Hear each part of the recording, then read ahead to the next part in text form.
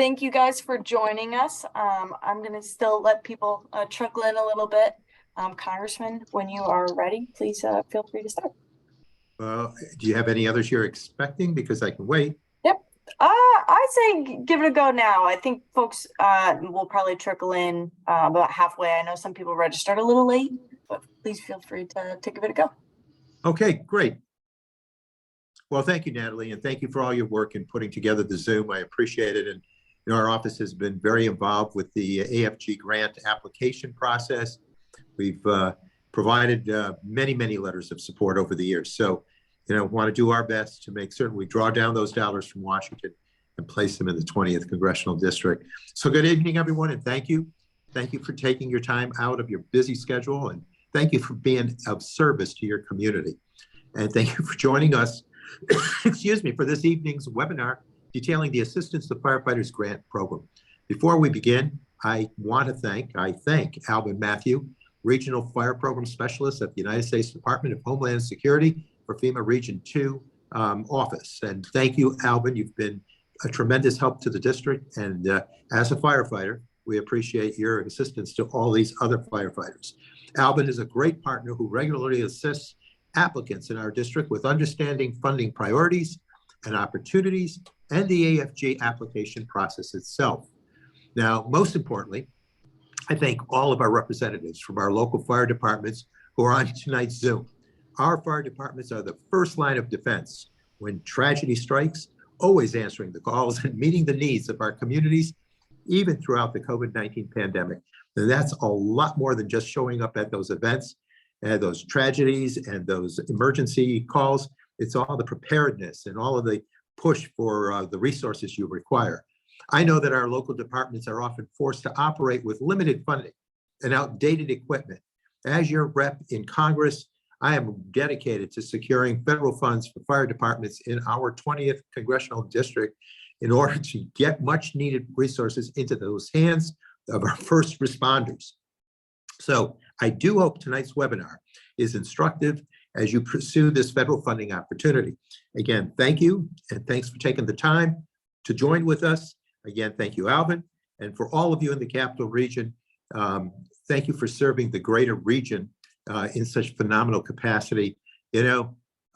Professional services that are provided. We appreciate that. So keep safe and be successful here. And Alvin, thanks for the coaching. And Natalie, thank you for all the assistance you do from the sidelines. Take care, everyone, and have a good webinar. All right. Thank you, Congressman Tonko, and thank you, Natalie, for setting up this webinar tonight. So without further ado, I will turn off my camera and get this webinar started.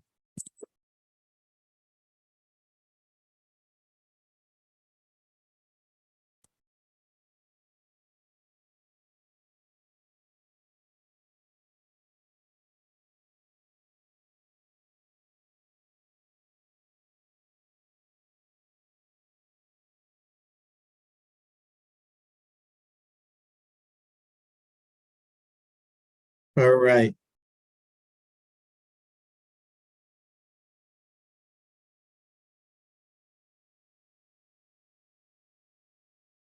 All right, everyone. Thank you so much for joining in today's webinar. And this is a great grant, great opportunity to apply and for our region 2. So welcome to the 2023 version of the Assistance to Firefighter Grants Program Application Development Workshop.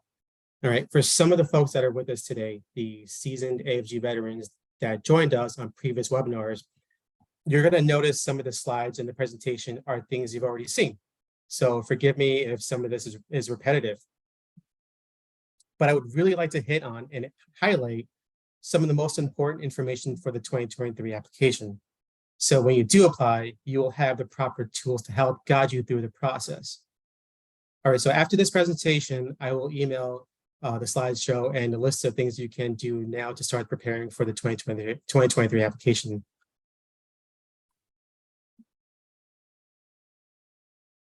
All right, here are the dates for the 2023 AFG application period. The period started on January 29th at 8 a.m. And the last day, the deadline, is on March 8th at 5 p.m.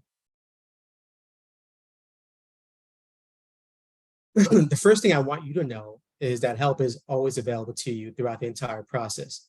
As you can see, you have many resources to choose from. One resource is the Regional Fire Program Specialist, which is me for Region 2. There are at least one in each of the 10 FEMA regions. Our Region 2, that's us, is comprised of New York, New Jersey, Puerto Rico, and the U.S. Virgin Islands. The next option is the AFG Help Desk. It's staffed daily by fire service professionals that know the program inside and out. And the last bullet contains a link to our website where you can download helpful user guides to develop the application and your narratives.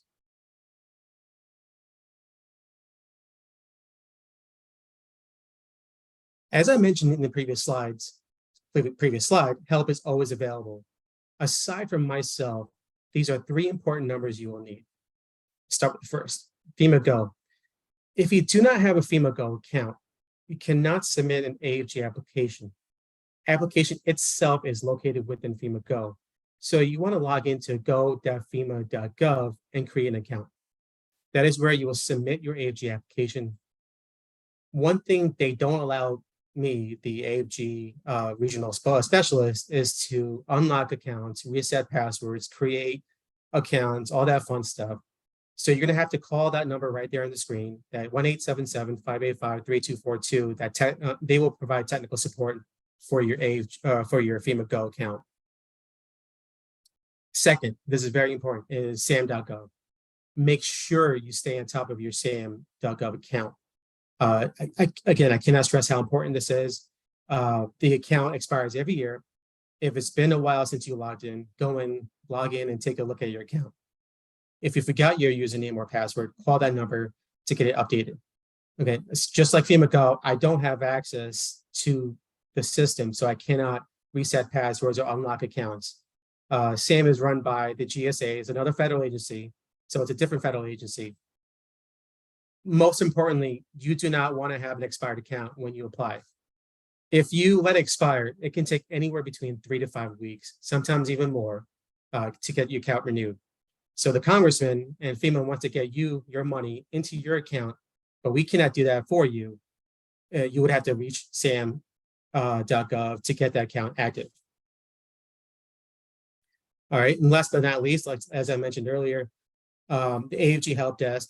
You can call the help desk and ask any questions on the AFG application and or its process. As I mentioned earlier, the help desk is staffed daily by fire service professionals that know the program inside and out.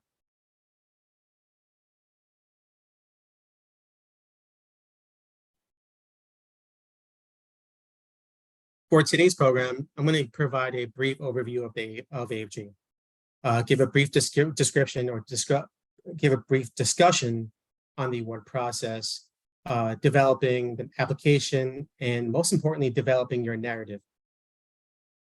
I'm going to give you some tips and tricks to help you successfully pass the scoring levels, which is the utmost importance. And for some of the newer folks who've never applied to this program or never got awarded before, I think it's important to understand the process of AFG. I'm really going to hit hard on the narratives. You're going to get tired of me constantly saying NOFO and the high priority items because it's that important. All right, so this screen is showing you basically how much money is available and which program gets what. This screen or this slide is going to show you what you're competing for, what's on the table, and essentially what's up for grabs. And later on, I'm going to break down who gets what. For the 2023 application, there's roughly around $720 million available. And this is split between AFG, SAFER, and FP&S programs. The Assistance to Firefighter Grants program, which is what we're going to discuss today, you'll be competing for a pot of $324 million nationwide. The SAFER program, or the Staffing for Adequate Fire and Emergency Response program, there's a pot of $360 million. And the Fire Prevention and Safety Grant program, there's a pot of $36 million.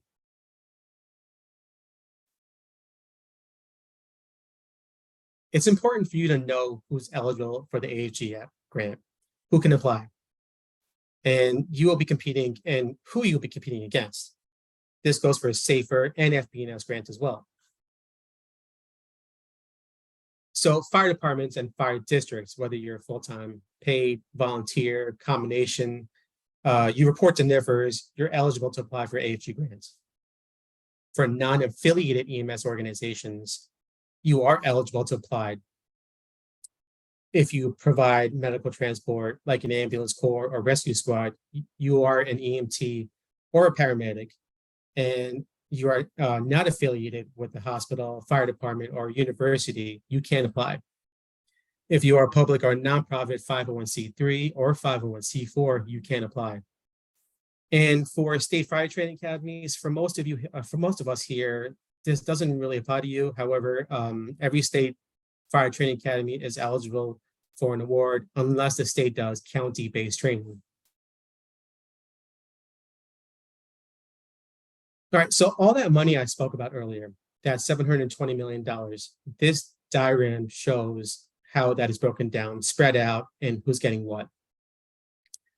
I think it's important for you to know that career, combination, and volunteer fire departments all get an equal share of no less than 25% of all that money.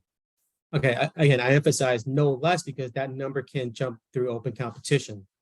Again, 25% goes to career, 25% goes to combination, 25% goes to volunteer fire departments. That's 75% spread evenly between volunteer, combo, and career. All right, now let's break it down a little further. You have state fire training academies that only compete with each other. They only get 3% of all that money. FP&S makes up 10% of that award, and then the non-affiliated EMS will get no less than 2%. All right, and lastly is open competition. This makes up that 10% of that money, which means that 10% will be spread out based on the best application, regardless of where they came from, and then we will add it on top of the 25% that's already there. So that 25% for a volunteer, career, and combination departments can go up in percentage points based on open competition.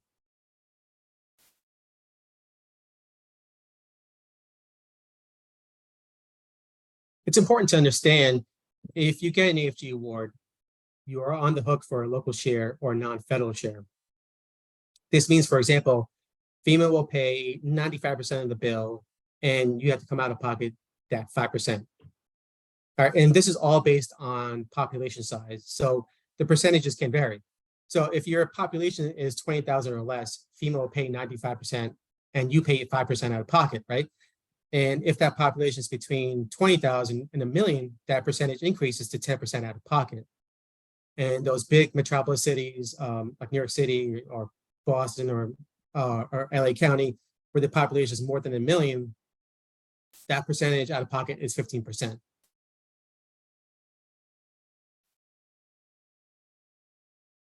Just a quick note about the criteria development panel. I'm going to talk a lot about high priority, medium priorities, and low priorities. It's very important for you to know that FEMA does not determine any priorities of a firefighter and an EMT, right?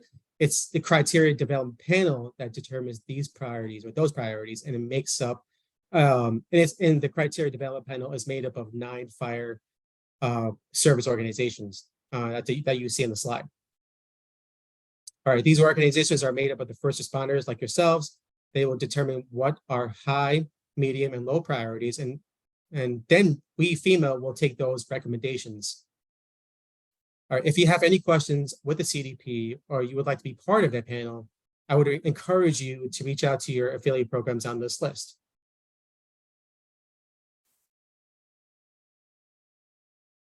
All right, so this section, I'm going to give you a brief overview of the award process.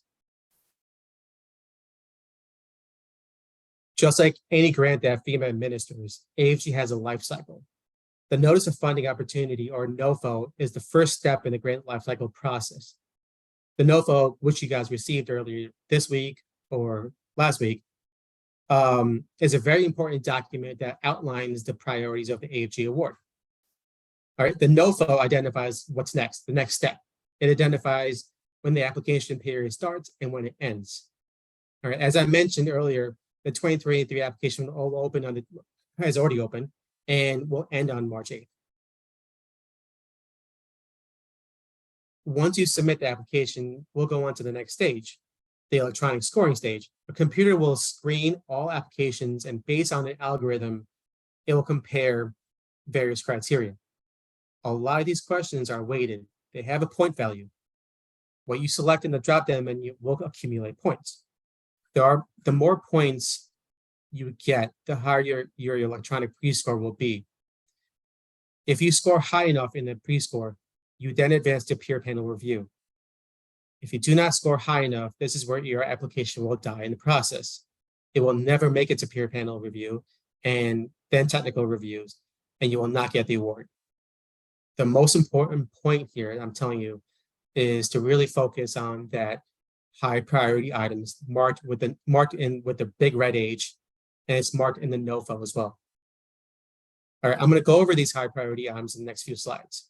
You're going to get tired of me constantly repeating the words NOFO and high priority item because, again, it's really that important. I want to stress that the high priority items will score you the most points. The high priority items will put you in control of the application. All right, there are other items you cannot control, such as your age of equipment or call volume. That's weighted as well, and it has its own sets of points. Right? For example, if you're trying to replace your bunker gear, your Morning Prides, your Globe Extremes, and they're only 7 or 8 years old, you will get a very low electronic pre-score. You will probably not make it to the peer panel review. All right, these are some of the items you cannot control, and I want you to know about it, especially when determining what to ask, and what you ask should already be pretty old. The older the item is, the more points it can get. Once you make it to the peer review panel, it is exactly what it sounds like. It's a panel of your peers. The panel is made up of a bunch of first responders, and the application you put together will go to a conference room, and this panel will be read over all the applications by these first responders. And by the end of it, they will either recommend you to FEMA or not recommend you to FEMA. If they do recommend you to FEMA, then the application will go on to technical review. In the technical review stage, the only thing that FEMA does in this stage is to determine if you are an eligible candidate. We're not going to evaluate you for points. We just want to know you are who you say you are, and that the information you put in matches to the information available to us. For example, if you put in for a new apparatus and you say your current engine or ladder is 35 years old, in the application, we will ask you for the VIN number. We will go ahead and search the VIN number to make sure the apparatus is at least 35 years old and not 15 to 20 years old. Once we get past technical review, then we send out the awards, which usually takes about 12 weeks to process. And after that, we go right back to the beginning. And once again, the NOFO will be published for the next year.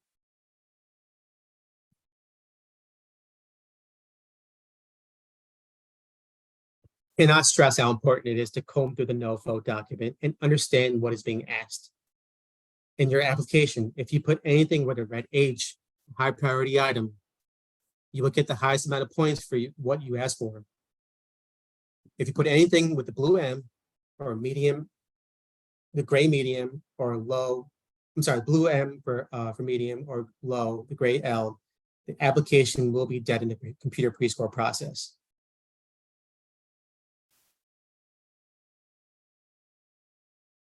All right, so I'm going to give you a little brief description on FEMA Go.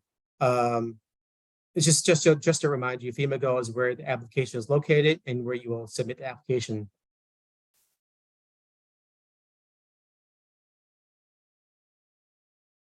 All right, this is just a screenshot of the login. If you are unfamiliar with this screen, you just need to start get cracking. I'm not going to go into too much details on FEMA Go. If you need help with anything on FEMA Go, I can send you over some helpful step-by-step user guides. If you've been on FEMA Go before, if you are familiar with the screen, that's awesome. This is the first thing you see when you log in. All right, see that button on the right? Click on that, and this is where you start your application.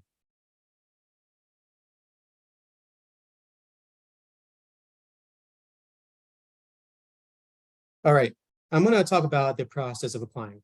This begins with figuring out what it is you're going to ask for and to start preparing and developing your application. So now we know what you need to apply. You need your FEMA Go account. You need your SAM.gov information. It has to be updated and ready to go. Let's talk about how to plan and prepare. This does not only apply to AFG, but also to SAFER as well, especially when you get to your narratives.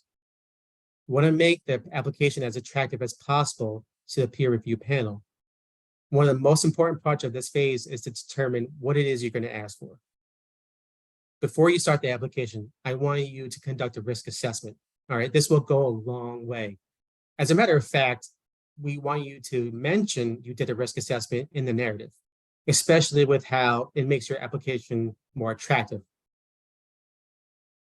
All right, in the end of the risk assessment, you'll want to develop a list of items that you need to prioritize, that you need to prioritize those items. All right, so just walk around your department, take a look at your inventory, make a list of the oldest stuff you got, the oldest turnout gear, the oldest SCBA, the rescue ropes, the oldest extrication tools, stuff that's broken or inoperable, stuff that eats away at your budget because you got to keep getting it repaired. Then you look at the NOFO and compare your list of priorities to the priorities of the NOFO. Make sure you focus on the items in the NOFO that have the red H, that high priority item, that big red H right there on the screen. What this means is, let's say your priority is a washer and dryer, SCBA, and ballistic PPE. And you put in for a washer and dryer, SCBA, and ballistic PPE. All right, that washer and dryer and SCBA are high priority items, but the ballistic PPE is a blue M. Unfortunately, since that item is not a high priority item, your application will die at the peer pre-score. It will not progress to the next stage. Right? I want to reiterate again. You put anything on the application that is blue M or gray L, we'll see you next year. Cannot stress enough to check and double check the NOFO. If it's not in the NOFO, then forget about it. AFG is meant to give you the basic firefighting EMS equipment, none of that cutting edge or latest technology.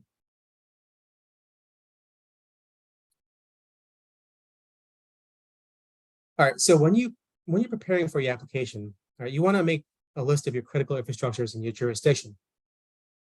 You do it now because when you log in to start the application, you already have it on hand. You're going to be asked this in the application, in the narratives. All right, we're talking about schools, universities, hospitals, power plants, roads, bridges, tunnels, anything that's considered a hazardous environment during a disaster. And FEMA is in the disaster world.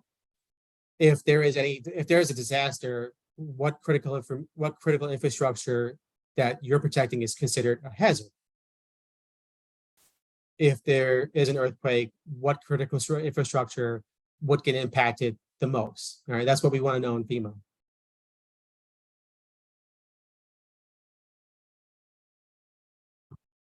You're also going to need to know your call volume. This goes out to all fire departments, not really for non-affiliated EMS folks. For the fire departments, we really want to know what your NIFRS numbers are from 2023, 2022, and 2021. If you got NIFRS, and if you haven't started putting in for NIFRS, I'd start putting in now.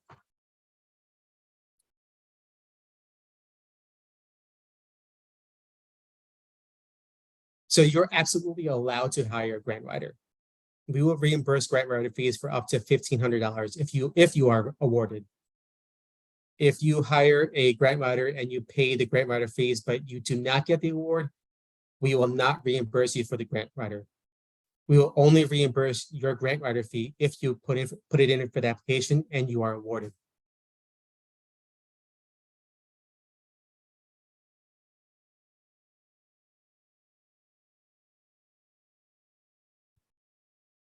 There are 3 different types of AFG applications you could submit, or you should submit. It doesn't hurt to submit all 3 applications. You have your ops and safety application, your vehicle application, and your regional application. It's very important to know a micro grant is an ops and safety application in itself. If your ops and safety application is $75,000 or less, you can't submit it as a micro grant. It will get you more points. If it's more than 75,000, you are now eligible for a micro grant. And the AFG application for this year, the micro grant threshold did go up from 50,000 to 75,000. Non-affiliated EMS agencies, you are also allowed to submit 3 applications. And state fire training academies can request many of the same things. However, they have their own separate application.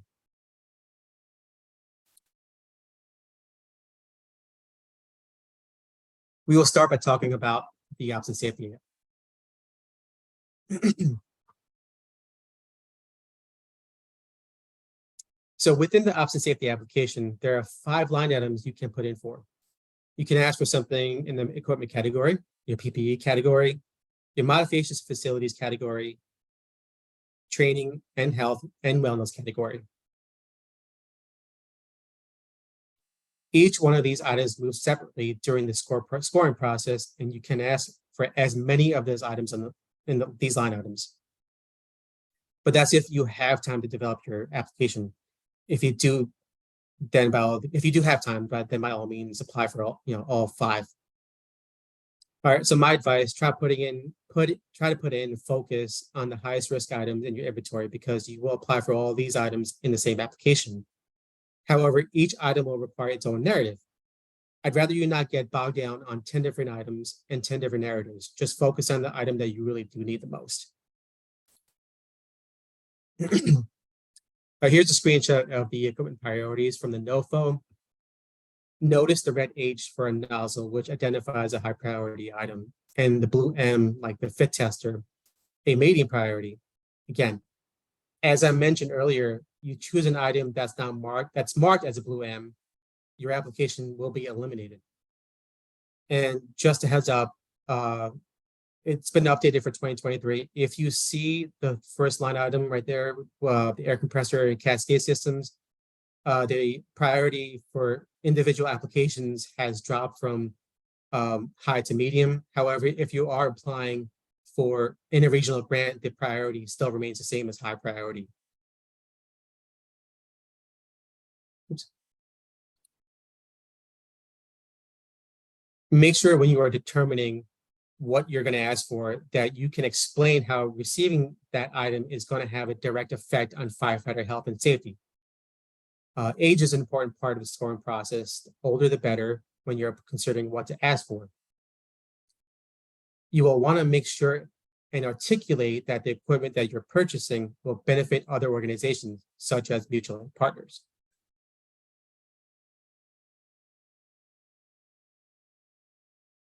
After you identify what items you need, you will be asked a follow-up question regarding its purpose. The answer to the follow-up question will make or break your application. This means when you choose the item you are requesting, you will be asked the purpose for why you're requesting the item. All right, so my advice here is high priority items that you are requesting has to coincide with the high priority purpose answers you choose. For example, if you're requesting equipment that you do not currently own or damaged beyond repair, you should use that first high priority bullet point, which is to obtain equipment needed but not currently owned, or replace equipment that is broken and or damaged beyond repair to achieve minimum operational and deployment standards for existing missions. If you are requesting to replace equipment that is just no longer compliant, you'll want to use a second high priority answer, replace non-compliant equipment to current standards. All right, and you see those last 2 bullet points at the bottom, the blue M and gray L? You choose those options, you will not pass pre-score. Remember, always, always, always aim for the red H, the high priority answer.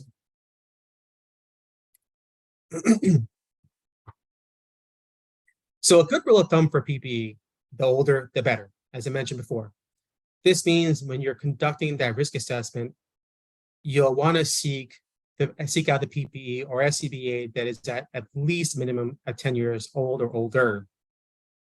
For PPE to be considered high priority, it must be 10 years old or older, as I mentioned. Again, in order to be competitive, just to remind yourself that the older the better. For SCBA, it must also be 10 years old or older, but also be 2 cycles out of compliance with the NFPA.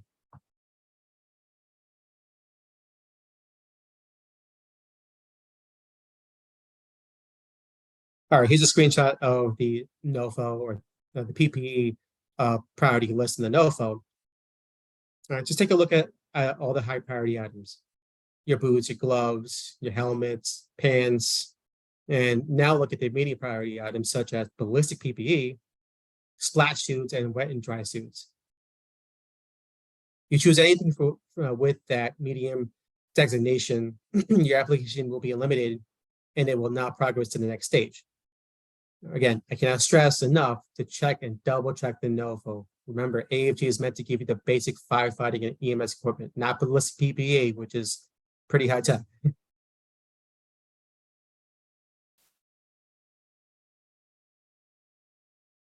Earlier, I discussed do's and don'ts for the equipment purpose questions. All right, and I'm going to discuss the PPE purpose questions. This is important because some of you have bunker gear that's getting close to that 10-year mark. If you are requesting turnout gear for firefighters that do not have it, or if you have riding positions on your apparatus that do not have SCBA assigned to them, you want to use the first high priority answer, which is increase supply for new hires and or existing fire effect turnout gear or allocated seating positions. If you are requesting SCBA or turnout gear that is damaged, unusable, or unrepairable, but is still in service, you will want to use the second high priority answer, which is replace in service, use, damage, unsafe, or unrepairable PPE or SCBA to meet new current standards.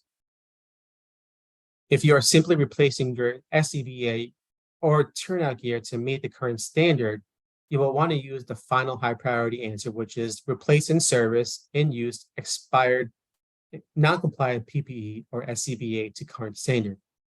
And do you see that gray L right there? That last bullet point, it's a low priority reason. If you choose this reason, your application will be dead and you will not proceed to the next stage.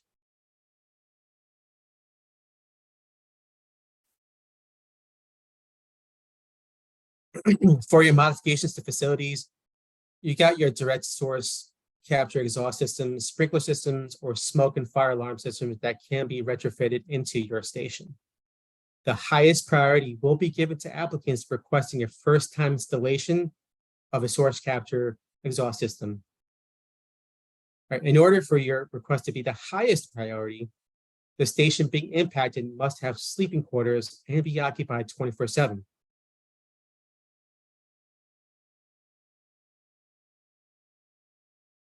Training. One of the favorite things in the FEMA world is training. If you know anything about FEMA, FEMA loves training. Training is expensive and tough to coordinate, but we will pay for it. Take a look at the NOFO. You see if there's training in there that you want to send your staff to. You know, you got your firefighter 1, firefighter 2, BFO, HEMFRO, fire officer, FAST, BLS, ALS, EVOC. FEMA is going to pay for all that. Well, just a few important points. In order for your training to be a high priority, it must be led by an instructor that is certified to provide that training.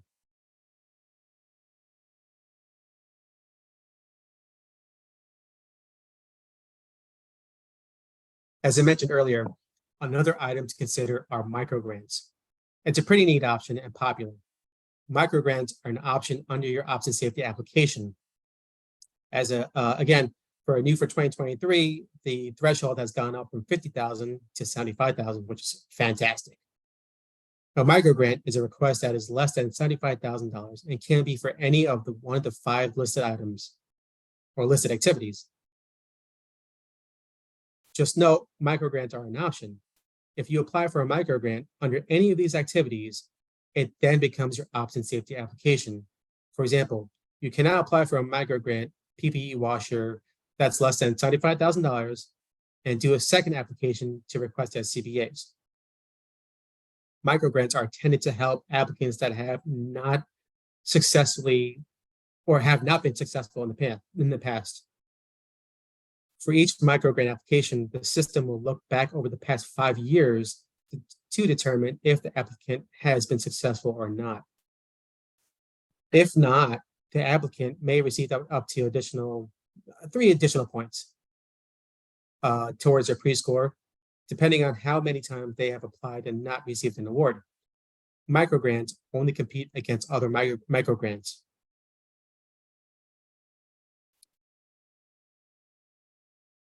We're going to go into vehicle acquisitions.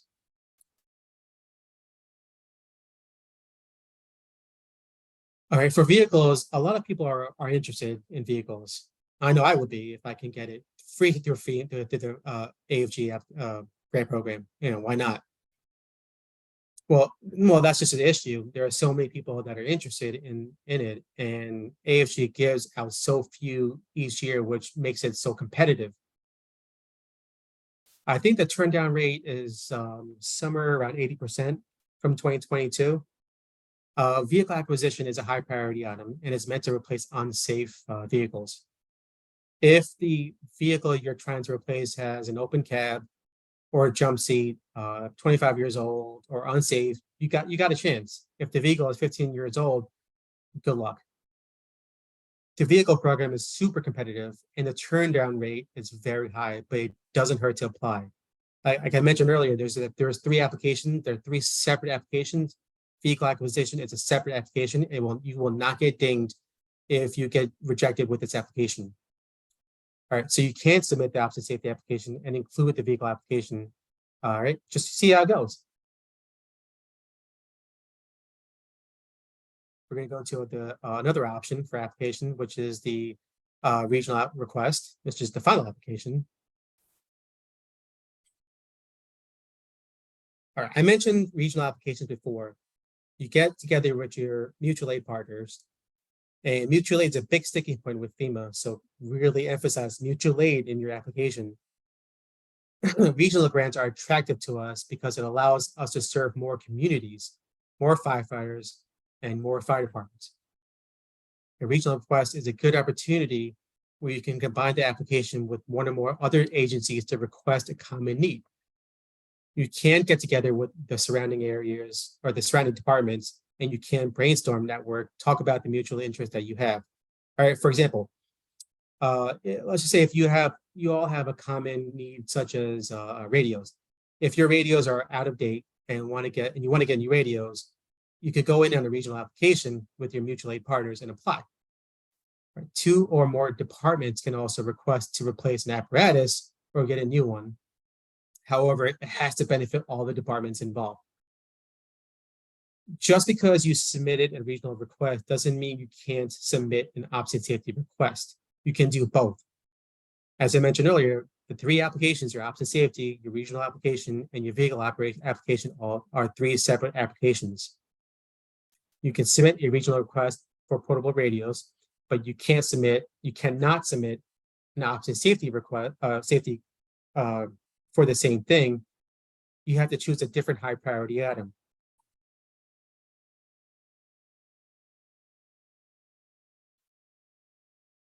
All right, we're going to go on to the next part of the AFG process, the developing the narratives.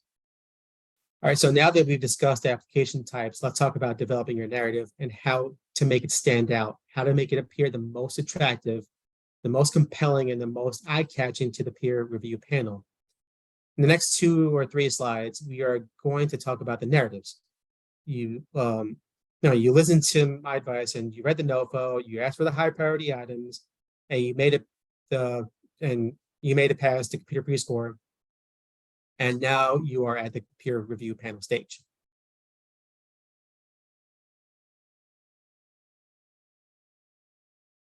So now you're going to have to type up your narratives. There are 5 narrative boxes I'm going to talk about, and each box, I'm not going to talk about each box one by one.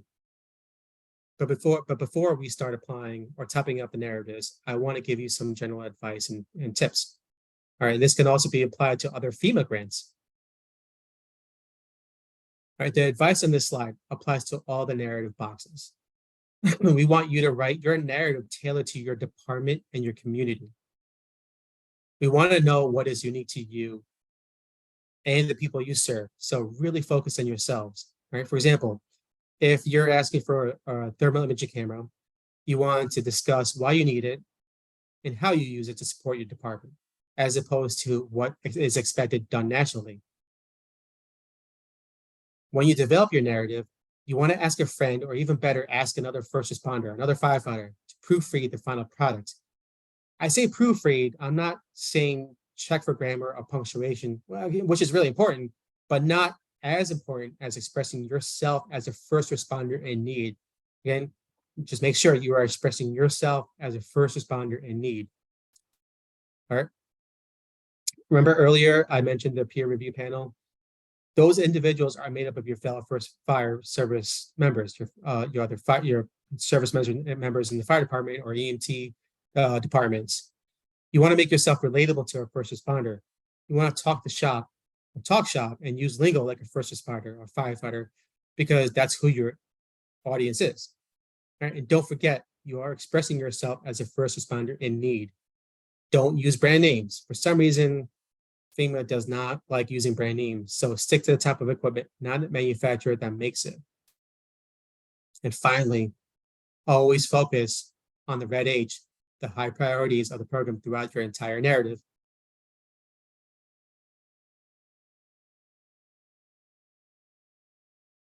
All right, so here are the 5 boxes, the 5 narratives you're gonna have to write. Right, 4 sections of the narratives will be scored and 1 section is not scored. The very first narrative, the community and agency description. Even though it's not scored, don't be fooled. This is the most important narrative. You're essentially giving a description of your community and description of your agency. All right, this is all about you. This is the first narrative box that the peer review panel sees. They're going to learn about who you are, the community you serve. They're going to learn about what makes you unique. This is why it is the most important box. You want to be able to captivate your audience. You want to capture their attention right off the bat. You want them to care about the remaining 4 narratives. If you do not capture their attention here, chances are they may lose interest for the remaining narratives. All right, so here's an example. Think of it as, watching season 1, episode 1 of a series you're watching, like your Game of Thrones or your Sons of Anarchy. You want to be hooked on the first episode. Otherwise, it's off to the next show. That's it. I don't care about the rest. That first show makes or breaks you watching the entire season. All right, so the community and agency description will convince the peer panel reviewer or the peer reviewer to have interest for the next narrative.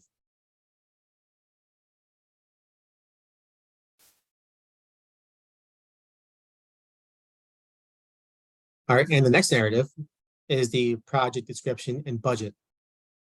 Remember, I mentioned that risk assessment in the last few slides.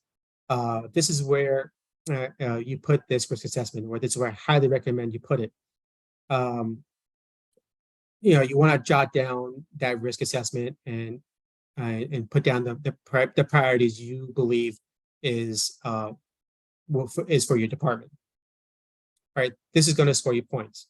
You do not get creative. Well, you don't really need to get creative with the project description. There are 4 steps I want you to follow, right? Step 1, identify your problem. Step 2, what is your solution to that problem? Step 3, how much will it cost?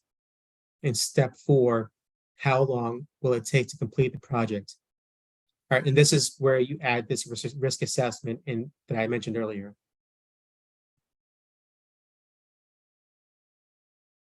All right, the project description should sound something like this.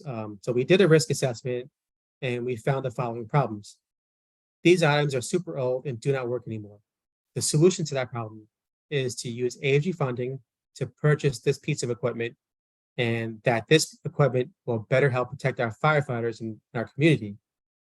It will cost this amount of money, and it will get done within 2 years of the peer performance.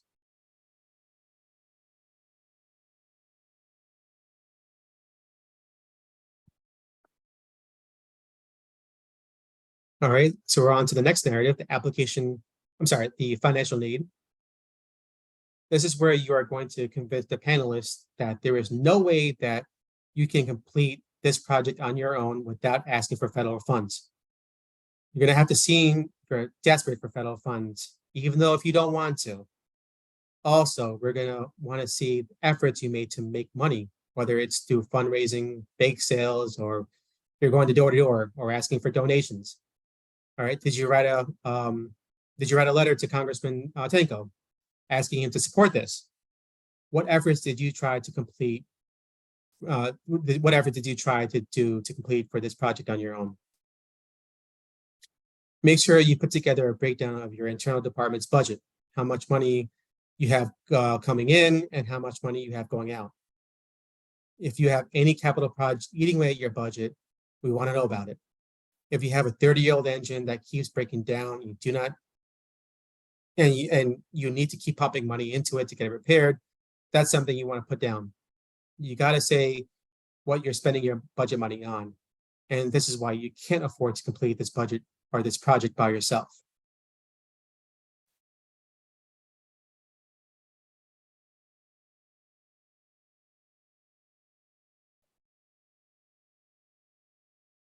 All right, so now we're on to the cost benefit narrative. This is your opportunity to show the benefits of the project as it relates to the cost. We want to know how far you can stretch that dollar. And this is where you want to put that cost benefit analysis. So this is, you want to show how much, or you want to show how this small amount of money that you're getting from FEMA is going to give, is going to help me and this many people in my community, and how we're going to keep this many firefighters safe. So you want to show how far you can stretch that dollar. All right, this is where you want to include any mutual aid benefits. If you give us this equipment, we're going to be able to help out 5 other communities in our neighboring jurisdictions. Not only is our community and our firefighters going to benefit, we're going to be able to help this with other communities as well, which has a huge population in addition to ours.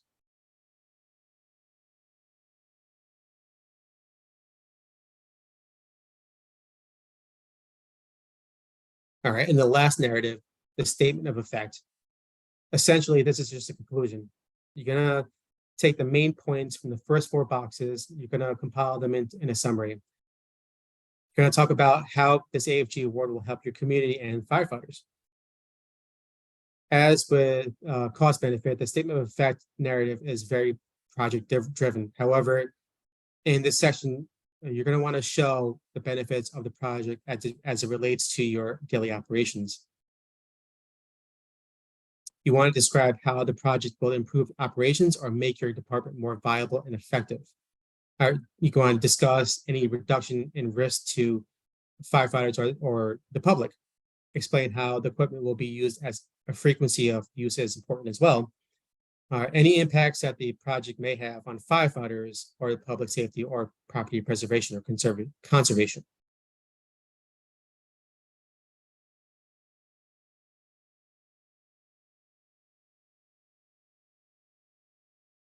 So you're at the home stretch. You completed the purpose questions, you completed the narratives, and you're ready to hit the submit button. All right, before you do, I recommend you take a look at these documents and resources that FEMA provides. All right, it's also on the AFG website. You can go on Google and type in FEMA AFG program. It will take you to our website where all these resources and documents will be located. All right, as you can see, I placed a star on the self-evaluation sheets. The reason why I have a star there is because those self-evaluation sheets will be brought up during the peer review panel, or brought up to the peer review panelists. So when FEMA gives a little pep talk to the peer panel reviewers on how to go about reviewing the narratives, FEMA is going to say, hey, take a look at the self-evaluation sheets. These are some of the things to look out for when reviewing the narratives. Also, download the narrative development document. It will give you more details on creating the narrative, which is what I talked about today. There's also a monthly AFG newsletter. It will be a good idea to sign up. It will give updates on the entire application period, when it opens, when it closes, when you can expect to hear about your awards, and just some general AFG updates. All right, so this concludes the AFG development workshop. We're going to open up the floor to Q&As.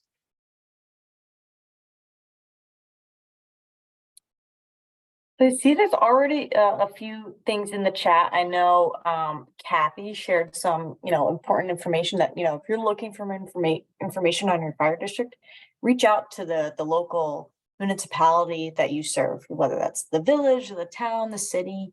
If they have information that you can use that would, outline some concerns in your district or just worries that you have about new construction. A lot of the capital region is expanding. And I know that's something that, you might not have access to that information, but your local government might.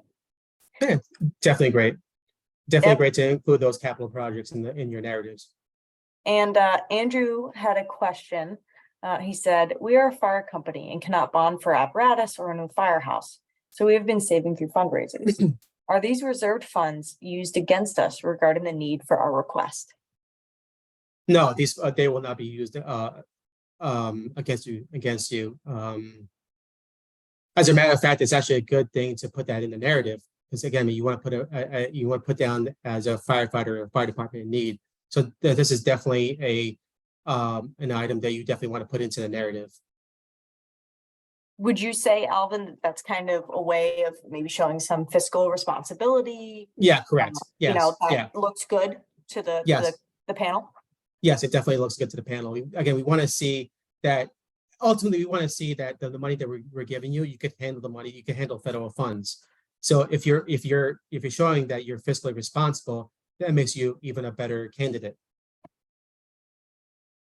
And I know I just wanted to touch on one thing. If anyone wants to throw questions, you can throw them in the chat or unmute once I'm done here. But I know at the beginning, Alvin talked about, if you're having issues with your SAM.gov or FEMA Go or any of those other registrations, while we can't necessarily expedite, issues you might be having, if you've reached out to those hotlines and you aren't reaching somebody or just things aren't moving in a timely manner, please feel free to contact our office.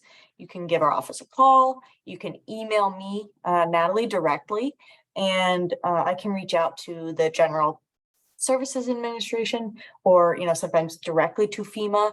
But I really would encourage you to reach out to those hotlines first because they have some really great folks there and they're available for you. But if we get close to that deadline and you're worried, they're not getting back to you quickly enough, please do reach out. We'd rather, see what we can do than, you guys miss a really important funding opportunity. Yeah, exactly. I mean, Sam, sorry to say, but Sam is very slow in response. So if you have issues with your Sam account, try to log in tonight or even tomorrow morning. If you got issues, try to work on that ASAP because it could take a very long time. And there's only a finite amount of time for this application. Like I said, if anyone has any questions, they can unmute. If not, we'll just close it up.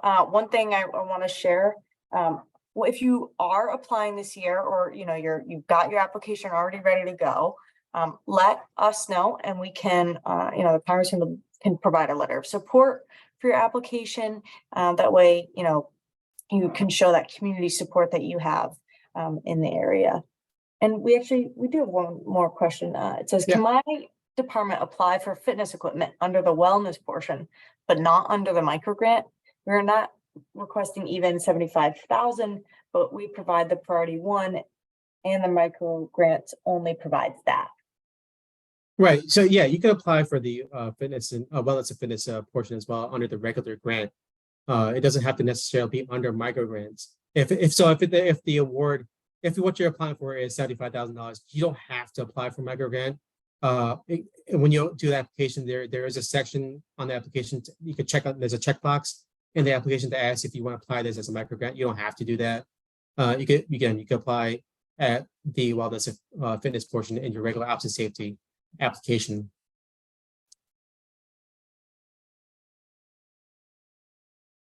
If anyone has any questions or wants to unmute, just let me know. Oh, there's another one. Regional grants, is there a requirement for an MOU or an MOA? Yes, that memorandum of understanding. Yes, correct. Yeah, that is one of the requirements when applying for regional grants is to get that memorandum of understanding with your mutual aid department. So who's ever applying with you.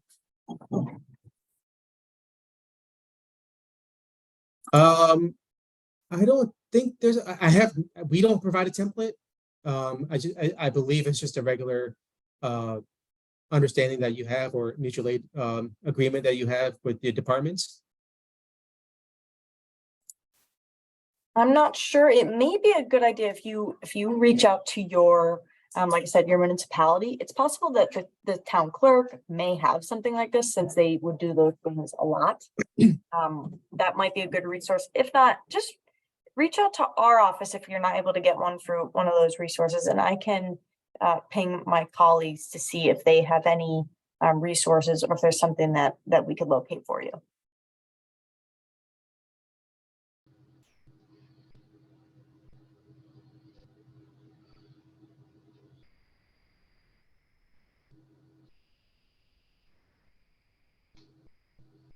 If that's it, I think we'll end this for tonight and let everyone get on with their evening. Thank you for joining us. Remember, please feel free to reach out for a letter of support. Keep us posted on, what you're applying for and how we can help. Also, I know we didn't talk about it, but there's also the AFG Safer program. If you have any questions about that, I know Alvin and I are going to work on getting a contact with the Safer program. So please reach out. Or if you're participating in the fire safety and prevention program, we can assist with that as well. And I did want to flag for everyone, there is a new state grant for firehouse construction. That's not something that FEMA covers, but it is a state grant. And if you have questions, please reach out and we can send you that information. And James, I will send everyone an email tomorrow with, so you can send a letter of support request to me directly.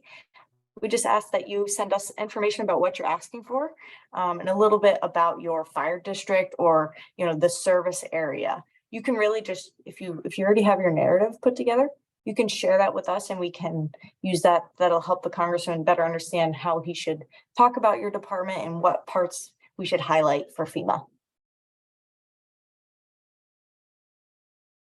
We'll going once, going twice. If there's any questions, like I said, please reach out.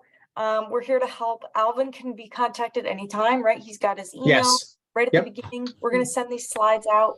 And, if there's anything you need, and I mean it, really anything, please reach out to us. We're here to help. And the congressman, this is a huge priority for him. So please let us know how we can help. All right. Thank you, everyone. Have a good night. Thank you, Natalie, and thank you to Congressman Tonko. This is a great opportunity.